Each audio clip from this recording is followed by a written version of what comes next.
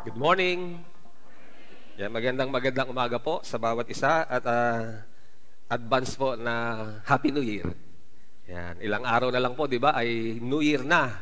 Are you glad that the Lord we will give us again another New Year? Sino po ba ang nagagalak at tayo po yung nakalampas? Di ba? Sige po, palakpakan natin ang Panginoon.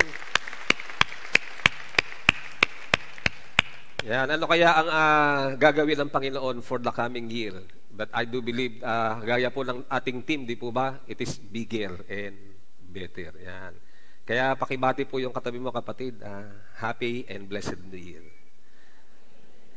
Yan. Amen. Sige po, minsan pa, balakpakan natin ang Panginoon sa kanyang kabutihan. Hallelujah! Amen. Yan. Alam niyo po, kayo po ba ay pamilyar po? Yan, dito po sa mga bagay na yan. Yan. Kayo po ba ay pamilyar dyan? Kayo po ba ay gumagamit niyan o kayo po ba ay nakagamit na niyan? Alam niyo po, itong mga gadget na ito ay tama po ba nagpapadali ng buhay? Hindi po ibig sabihin doon na madali po tayo mamamatay. Ibig sabihin, kapag tayo po ay may gagawin, parang bumibilis. Di po ba? Gumagaang. Yun po ibig sabihin na nagpapadali ng buhay. And they are very useful. Sila po ay useful at ito po ay efficient. But once this gadget will be corrupted, yan, nakukorrupt po yan eh. Once it is corrupted, they cannot be properly used. Tama po ba yun? Pag sila'y nakorrupt, ito po ay hindi mo na magagamit ng maayos. O yun nakakalungkot nga, baka hindi mo na magamit. Kaya alam niyo po, pag nakita niyo po itong pag nakita niyo po yung mga bagay na yan, parang ibig sabihin yan ay, nako, may problema po yung gadget at kinakailangan siya ay malinis. Tama po ba? Familiar po ba tayo dyan sa tawag dito, yung nakasulat po dyan? Yan. Do you want to fully clean your drive? Alam niyo po, kaya ko po ito pinapakita sapagkat the Lord has reminded me ang Diyos pala po natin ay yung kanyang templo, ito rin po yung kanyang pinapakaingatan at ayaw niya pong ito ay madudungisan. Ayaw niya pong ito ay madudumihan. Kaya sa umagang ito, if you have your Bible with you, we can open it in Mark chapter 11, verse 15 to 19. Actually po itong ating pag-aaralan ay meron po siyang kapareho in Matthew chapter 21, verse 12 to 17, and in Luke chapter 19, verse 45 to 49. At reading from Mark 11, verse 15 to 19, so they came to Jerusalem. Then Jesus went into the temple and began to drive out those who bought and sold in the temple, and overturned the tables of money changers and the seats of those who sold doves. And he would not allow anyone to carry wares through the temple. Then he taught, saying to them, is it not written, my house shall be called a house of prayer for all nations? But you have made it a den of thieves. And the scribes and chief priests heard it and sought how they might destroy him. For they feared him, because all the people were astonished at his teachings. And when evening had come, he went off the city. So tayo pong lahat ay sumandaling manalangin at tayo po ay humiling sa Diyos at tayo po ay pagpalain at patnubayan sa umagang ito. Let us pray. Panginoong Diyos, sa umagang ito kami po ay patuloy na lumalapit sa inyo at kami po ay humihiling, Panginoon, na minsan pa samahan niyo po kami, Panginoong Diyos. Ikaw po ang mangusap sa iyong mga anak, Panginoong Diyos. At nawa, Panginoong Diyos, sa umagang ito, before we leave, Lord, your sanctuary, your holy place, O God, you will make us, Lord, a brand new person, O God. Kami po, Panginoon, ay pagpapalain mo. Kami po, Panginoon, ay patuloy mong iingatan at gagamitin para sa iyong kaharian. Salamat, O Diyos. Ito po'y aming dalangin sa pangalan ni Jesus. Amen. Sige po, minsan pa, palakpakan natin ng Panginoon. Amen. So, ito pong ating pag-aaralan ay pinangamagatan ko pong cleansing of God's temple. Yan. Cleansing of God's temple. Now, how did Jesus, dito po sa ating binasa, dito po ay pinapakita po ng ating Panginoon ni Marcos, particularly how Jesus cleansed God's temple. Paano niya ba ito nilinis? So una, ito po yung ginawa ng ating Panginoon. He cleansed it by purging it. Alam niyo po ba yung sa Tagalog ay, naririnig ko po yan ng bata ako, yung pinupurga. Di ba yung pinapalabas yung mga unnecessary thing, di po ba, sa katawan po ng isang, particularly sa tiyan po ng bata. So ito po, Jesus cleansed God's temple first by purging it. Now why? Why he has to purge? Because of the physical hindrances inside the temple. Now going back in Mark 11 verse 15, so they came to Jerusalem, then Jesus went into the temple and began to drive up those who bought and sold in the temple and overturned the tables of the money changers and the seats of those who sold doves. So ito po yung pagpasok ng ating Panginoon sa kanyang tahanan, sa templo, ay ito po yung ginawa ng ating Panginoon. Ibig sabihin po ay He drive out those people who bought and sold in the temple and overturned. Tinumba niya po yung mga table o yung mga mesa at yung upuan po ng mga nagbebenta ng mga doves. Siguro po tatanungin niyo, bakit masama bang magtinda? Yan, yung ba ang purpose ng ating Panginoon, masama bang magtinda? So, we will know why.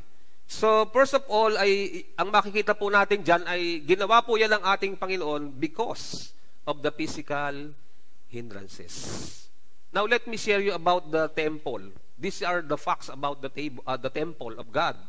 So, ito raw pong temple ay, it was a magnificent structure. Ito daw po ay napakalaking struktura. Malaking building. In fact, ito raw po ay, kung atin pong, ibig sabihin, kung atin po siya ikukumpara sa panahon ngayon ay, ito raw po ay halos, kapantay po siya ng 15 stories na building.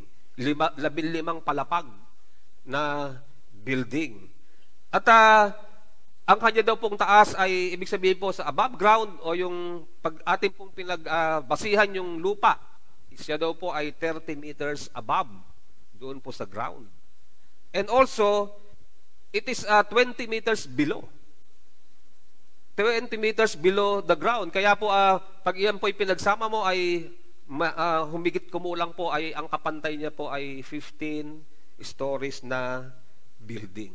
That is how magnificent. Kaya ito po ay, ibig sabihin, kaya kung ito po ay titingnan natin nung panahon nila, talaga pong ito ay kamangha-mangha na structure. Isang napakarangya at napaka-magnificent na tirahan o templo ng ating Panginoong Diyos. And also, it is also a huge facility. Ito daw po ay napakalawak na pasilidad at ang haba daw po nito ay umaabot po ng 450 meters. Yan po ay kulang-kulang na kalahating kilometro. Ganyan daw po kahaba. Ito pong pasilidad, nito pong templo. And also, ang kanya pong lapad ay sumusukat daw po ng 360 meters. Kaya pag kinuha mo po yung kanyang land area, ito daw po ay sumusukat ng 16 hectares. Talagang napakalawak niya po na struktura. That is how magnificent and how huge the facility of God's temple. Now, alam niyo po, ito pong napakalawak na lugar na yan ay naglaan po. Ibig sabihin po, naglaan po yung ating Panginoong Diyos, kaya niya po pinagawa yan, naglaan po siya para sa mga, ito po, meron po yan tinatawag na outer court or court of Gentiles. At diyan po pumasok yung ating Panginoon at diyan niya po, ibig sabihin, pinalayas, diyan niya po tinumba yung mga mesa at yung upuan po ng mga nagbebenta ng doves. At ang sukat daw po niyan ay halos kapareho po ng 48 basketball courts. Napakalawak. At kung iyan daw po ay ating susukatin, ay iyan daw po ay sumusukat ng 2 hektarya sa lawak niya po. Kaya makikita po natin kapag ikaw ay pumasok dyan, ay talaga namang ikaw ay lubhang mamamangha. Not only because of the magnificent temple, but also doon po sa lawak nito pong facilities. Now, what about the court of Gentiles? Alam niyo po, ito pong court of Gentiles, it was designed para saan po? Designed as the only place in the temple that was available to the Gentiles. Yun daw pong lugar niya yan ay pwede po na yung hindi Hudyo. Ibig sabihin, yung hindi mga nananampalataya sa Panginoon ay pwede po silang pumasok diyan po sa lugar na yan. Because that is the only place in the temple that was available to the Gentiles. Kaya kapag ikaw ay hindi Hudyo, kapag ikaw ay hindi Israelites, pero gusto mo na ikaw ay pumunta diyan, meron kang lugar. There is a designated place for non-Jew or non-believer in God during the time. And also, this is the place where Jews could witness to their pagan neighbors about the one true and living God. So, yan pong facility na yan ay dinesign, it was appropriated, it was allotted for the Gentiles and for the Jew. Ano po gagawin ng mga Jew? For them to witness. To witness, pagsasabi po nila, o kukwentahan po nila, o sila po yung magte-testify to the Gentiles about the one true and living God. So napakalawak po ng facilities na yan for that purpose. Na sila po ay magpapatotoo. In other words, yung pong lugar na yan ay it is the place devoted to evangelism. Yun po yun. Malawak po yan, sinadya. Ako po yung naniniwala na sinadya ng Panginoon na ganyang kalawak so that more Gentiles would come in and the Jew would evangelize. They will testify about the one true and living God. So, yun po yung, ibig sabihin, yun po yung talagang purpose kung bakit po meron pong outer court o yung tinatawag pong court of Gentiles. Now, ano po ang nangyari? Because of the commerce, because of the, yung po mga nagtitinda, yung po mga nagtitinda doon ay ibig sabihin talagang sinakop na po nila yung buong lugar na yon. At ang sabi nga po, the Gentiles were hindered by the temple commerce in the outer court. Nawalan po ng lugar. Inoccupy na po ng mga vendors. Inoccupy na po ng mga nagtitinda so that the Gentiles were hindered. Hindi po sila makapasok. Supposedly that place was designed for them to come in and be evangelized. But because of those people selling, buying, hindi na po sila makapasok. So in other words, ay nawalan po sila ng lugar. Sila po ay na-displace. Kaya gustuhin man po nilang pumasok ay hindi po sila makapasok because the place was occupied. Occupied po ito ng mga nagtitinda po. Kaya nung nakita po ito ng ating Panginoon, hindi naman iyan ang purpose niyan. Kaya ito po ay kanyang inayos at inilagay po sa tama kung bakit yung tamang paggamit po nung lugar na yan. So the Gentiles were hindered by the temple commerce in the outer court. And then in Mark 11, chapter 16, verse 17, it says, "And he would not allow anyone to carry wares through the temple, but you have made it a den of thieves." So hindi lamang po physical hindrances, but also ang pinapaalis po, ang paglilinis po ng ating Panginoon ay it is about the spiritual hindrances. Not only physical, but also the spiritual hindrances.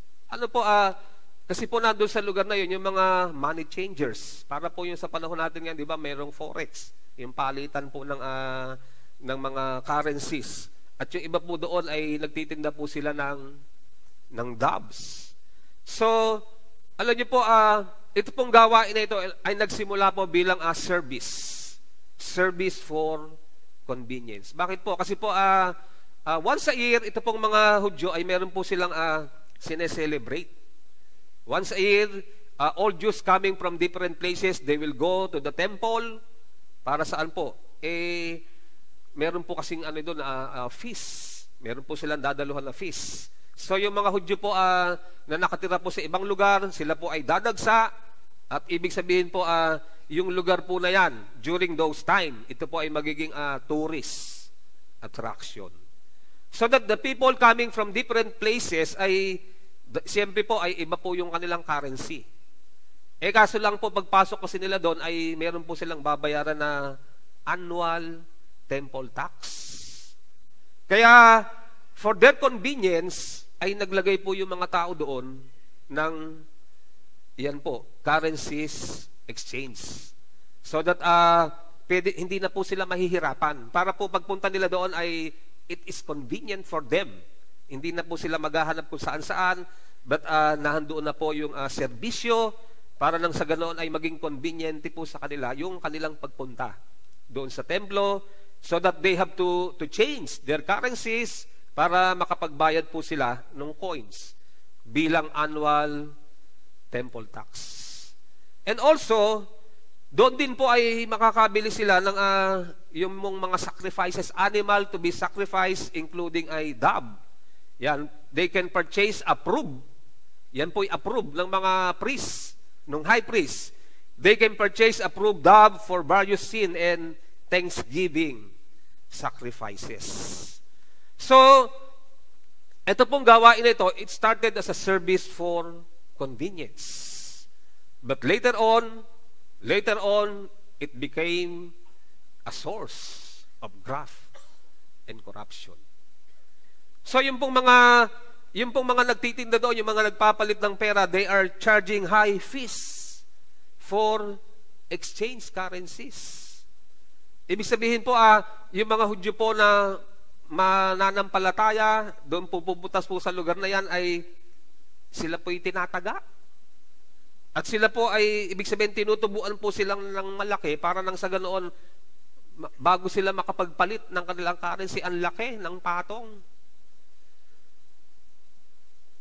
They are charging.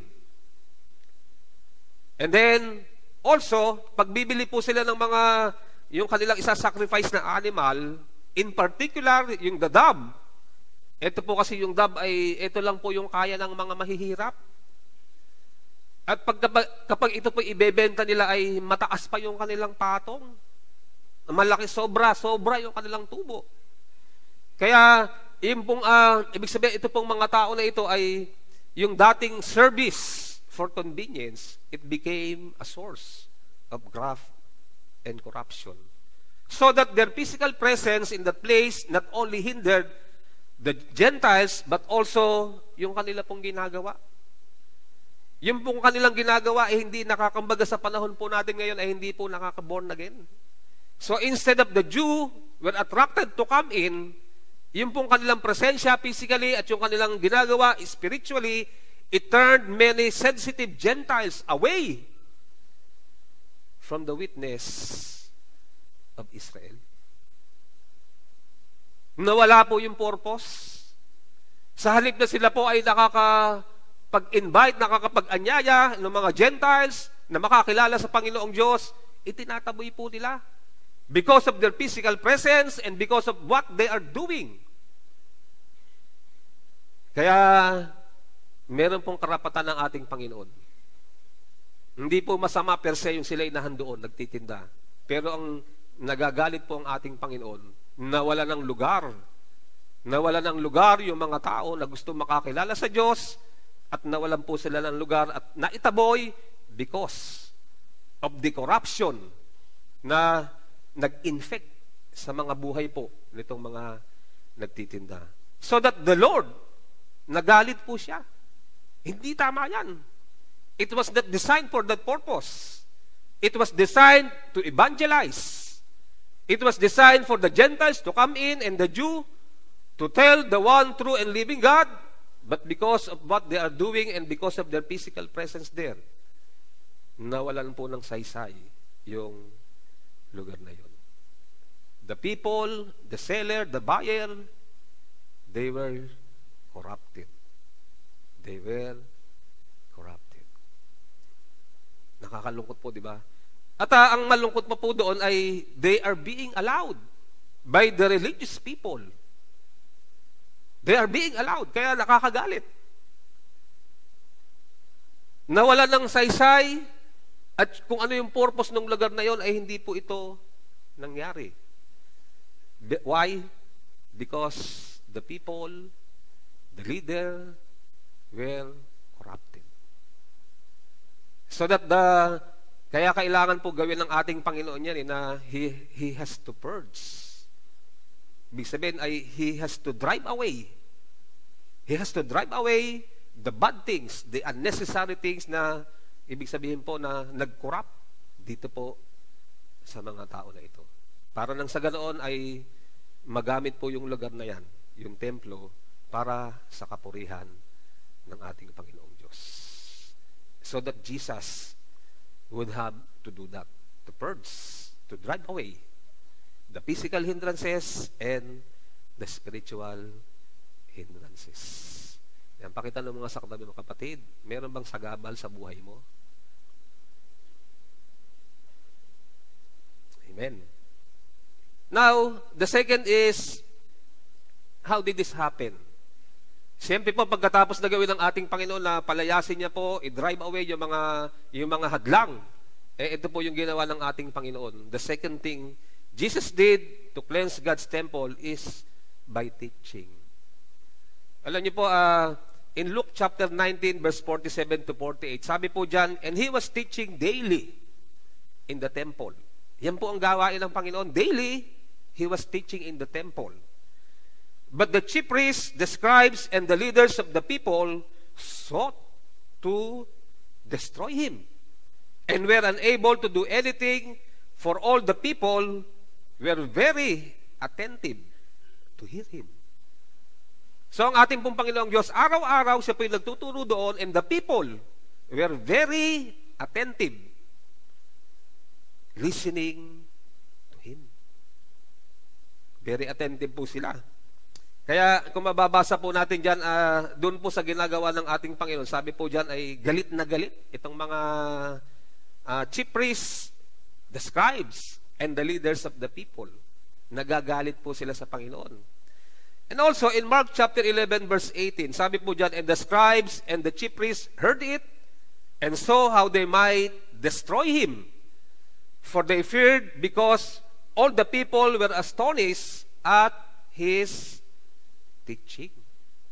Ang atin daw po, ang mga tao daw po ay lubhang namamangha. Saan po? Sa mga itinuturo ng ating Panginoon. At alam niyo po, dito po sa ating dalawang binasa, makikita po natin dyan, siguro po kung idodrawing yung mga mukha nitong mga chief priests, yung mga scribes, yung mga leaders, ay makikita mo na yung kanilang mukha ay punong-puno po ng inggit. They are, because of that envy, they want to destroy Jesus. Nagagalit po sila sapagkat ang ating Panginoong Diyos ay ginagawa yung tama. At kapag nakikita po nilang ginagawa yung tama, ay siyempre po sila ay nasasaktan. Because supposedly they were the ones doing that. Kaya lamang po ay sila po ay na-focus na dun sa tinda-tinda. Dun sa panlalamang na ginagawa po ng mga nagtitinda po dun sa templo. So that because of envy, they want to destroy Jesus. Now, alam niyo po, habang binabasa ko po yan ay meron pong tatlong bagay na naglalaro po sa aking isip. Una, sabi ko, bakit kaya yung mga tao ay sila po yung namamangha? At sila po ay nakikinig attentively. They were listening attentively to what Jesus is teaching. So una po, sabi ko siguro, yung naririnig ng mga tao ay it is something totally new. The people heard or learned something totally new. Pwede pong ganyan. Siyempre po, para ikaw ay mamangha, ibig sabihin, meron kang narinig na bago. Or secondly, they heard or learned something not really new, but with different meaning. O pwede naman daw po na yung kanila pong narinig at yung kanilang natutunan ay hindi naman bago. Kaya lamang ito po ay nagkaroon po ng ibang kahulugan. Pangatlo, the teaching of Jesus exposed the sins of the religious people. Siyempre po, nakikita nila yung sinasabi ng ating Panginoon iba, tapos nakikita nila yung ginagawa iba. And the teaching exposed that sin of the religious people during the time. So, tignan po natin. In Mark 11, chapter 17, sabi po dyan, then, ano po ginagawa ng Panginoon? He taught, saying to them, is it not written, my house shall be called a house of prayer for all nations? But you have made it a den of thieves. Masakit po yan, di ba? Ang sabi ng Panginoon, ang tinuturo niya po ay yung tahanan ng Diyos, yung tahanan ko, sabi niya, it must be a house of prayer for all nations. Kaya makikita po natin dyan, kaya meron pong lugar yung Gentiles kasi yung tahanan ng Diyos ay a house of prayer for all nation. Not only for the Jew, not only for the Israelites, but for all nation. Kaya po yung mga hindi Jew ay meron pong malaking lugar dun sa facility na yon. So ang sabi ng Panginoon, dyan po ay tinuturo niya, kung tutuusin po ay wala namang bago. Wala namang nakakamangha kasi ang tinuturo niya lang naman ay about prayer. Sino po ba ang hindi nakakaalam ng prayer? Lahat po tayo alam natin yung prayer, di ba?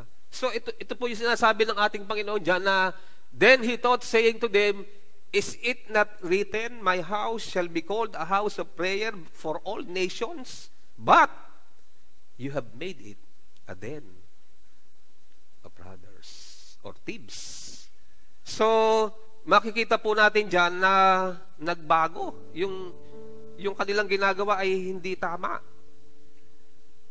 Alam niyo po, na-focus po kasi sila sa physical sacrifices. Kaya kung ano-ano po yung tinitinda nila doon. Alam niyo po, si David minsan ay, ito po ang sabi ni David in Psalm 141 verses 1 and 2. A Psalm of David. Sabi po ni Haring David, Lord, I cried out to you. Make haste to me. Give ear to my voice when I cry out to you. Let my prayer be set before you as incense. The lifting up of my hands as the evening, ano po? Sacrifice. Or sacrifices. So ano po ibig sabihin yan? Sinasabi po dyan, through David ng ating Panginoon, true prayer itself is a sacrifice to God. Kaya po yung kanila pong, kaya ang mga tao pong nakikinig sa aturo ng ating Panginoon, namangha po sila. Because for them, for a long time, pag sinabing sacrifice, merong animal, bibili ka na kung ano-ano. Kaya po yung ibang mga tao noon nandadaya pa sila. Nakurap. But here, David, or through David, God is telling us, sinasabi po rito, the true prayer itself is a sacrifice to God. Mga kapatid, tayo po ba ay nananalangin? Minsan po, guilty tayo dyan, di ba? Parang pagpanalangin na lang po ay yung antok na po tayo, doon ka na lang mananalangin. Kaya pag nag-amen ka, umaga na pala. Di ba ba? Sa dinami-dami po ng ginawa sa buong maghapon, napagod ng gusto, pagkatapos mananalangin sa gabi, talagang taimtim manalangin, tahimik. Kasi tulog na pala Kaya kinabukasan, amen. But here David is telling us, God through David is telling us the true prayer itself is a sacrifice to God. So that the people would be amazed, would be astonished to hear. Yun pala yun. Pag ikaw pala'y nananalangin, it is a sacrifice to God. And then in Matthew chapter 21, verse 16, they asked Jesus, "Do you hear what these children are saying?" "Yes." Jesus replied, "Haven't you ever read the scriptures? For they say, you have taught children and infants to give you praise." Yung pong pangalawang tinuro ng ating Panginoon bukod po sa prayer, hindi rin naman po ito bago. It is about praise. Sino po ba rito ang hindi marunong mag-praise sa Panginoon? Lahat po tayo marunong. And even then, even sila po nung panahon na yon. So ang ating Panginoon, wala naman siyang ibang itinuturo. Prayer and praise. But the people were astonished. They were amazed. Why? Kasi may nakikita po sila na, walang nagturo sa amin ito. Iba yung itinuro sa amin. Kaya nga po, dito po, nung nakita po ng mga scribes, ng chief priests, na yung mga bata po ay sumisigaw, nagpupuri, "Hosanna to the Son of David." Sila po'y nagalit sa mga bata. At ang sabi po nila sa ating Panginoon, "Do you hear what these children are saying?" Wow! Naririnig mo ba yung sinasabi ng mga bata? Sinisisi po ang ating Panginoon. Ibig sabihin, hindi po nila alam. Hindi po nila alam o hindi nila naituro sa mga bata. Sabi ng Panginoon, Jesus replied, "Haven't you ever read the scriptures?" Nagbabasa ka ba ng salita ng Diyos? At nabasa mo ba? For they say, you have taught children and infants to give you praise. Two simple lessons. Prayer and praise. But because of corruption, because of sin, because of greed, because of envy, yan po, nakurap po yung isip at puso nitong mga tao na ito. Kaya hindi na po nila, ibig sabihin, sila po ay lumisya. Sila po ay lumihis sa dapat po nilang gagawin. Alam niyo po, nung po kasi mga panahon na yon, nung mga panahon po na yon, yung mga tao po ay na-offend po sila pag yung mga bata nakikita nila na sila po ay merong alam about religion, about God. At para po sa kanila, kapag yung bata po ay nagpupuri, it is very improper. Pag yung mga bata ay nagpuri alam nila na dumating ang Diyos sa katauhan po ng ating Panginoong Jesucristo, for them, it is improper. Hindi tama. Hindi ayos.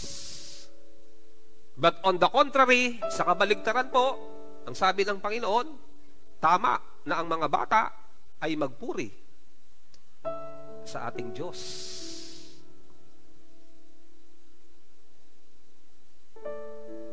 At sinasabi ng ating Panginoon, kailangan habang sila ay bata at sila po'y nakakaalam na paano magpuri sa Panginoon, bago maunahan ng kamunduhan yung kanilang isipan, bago ang kanilang isip ay maapektuhan ng mga bagay sa mundo, ang mga bata, turuan na sila na sila po ay magpuri sa ating Panginoong Diyos.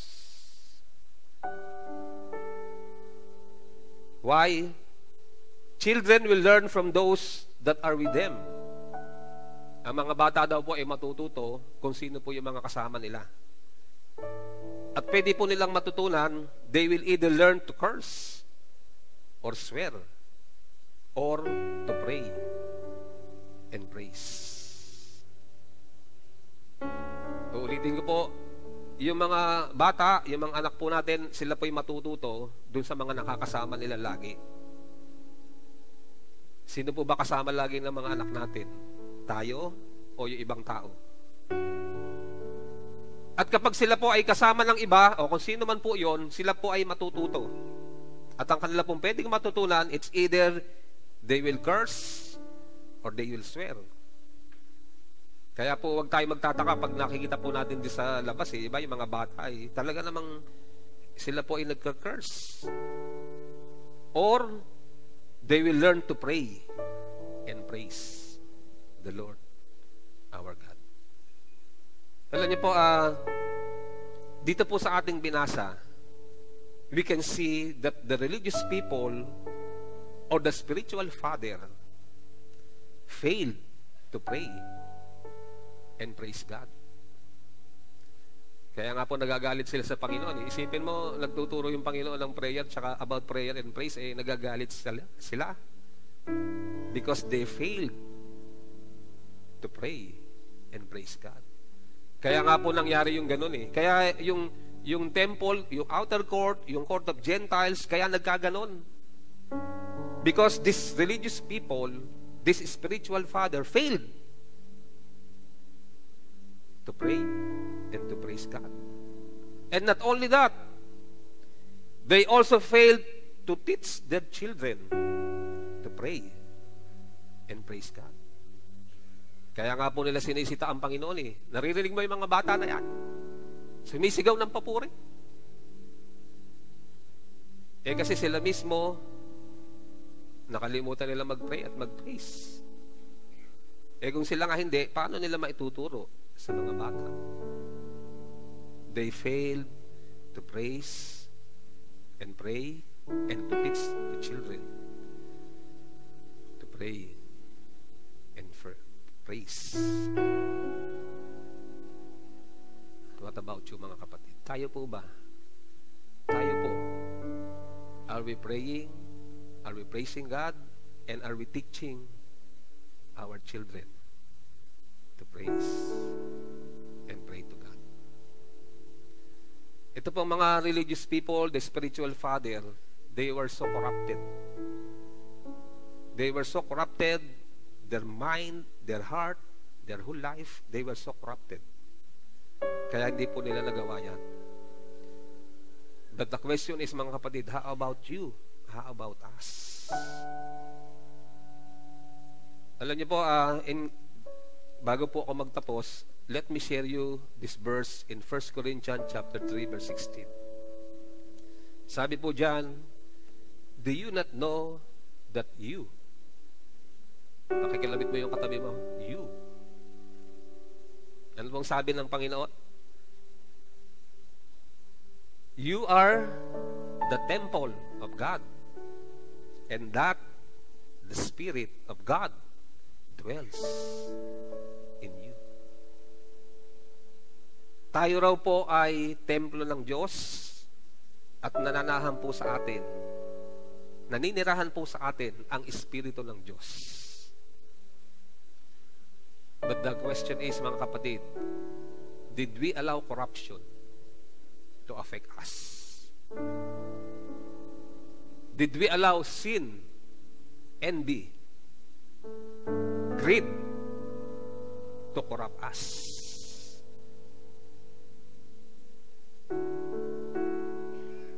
Of course, tayo lang po ang makakasagot noon and God. But today, this morning, kung tayo po ay honest at humble sa Diyos, sasabihin natin, Panginoon, patawarin niyo po ako. Hindi ko na po ito papaabutin ng bagong taon. Ito pong mga corruption na ito na hinayaan kong pumasok sa aking buhay. Yung inggit, yung galit, yung greed. Hinayaan ko pong itong i-corrupt yung aking sarili, your temple, Panginoon. Sa taon po na ito, Panginoon, iiwan ko na po ito. Kuhanin niyo po sa akin ito para pagpasok po ng bagong taon. My life, me as your temple, will be cleansed. And your Holy Spirit will continue to dwell upon my lives. Kapatid, kung iyan po yung panalangin mo sa gabing ito, inaanyayahan kitang lumapit sa Panginoon habang umaawit po yung ating praise and worship team. Yes, Lord, cleanse me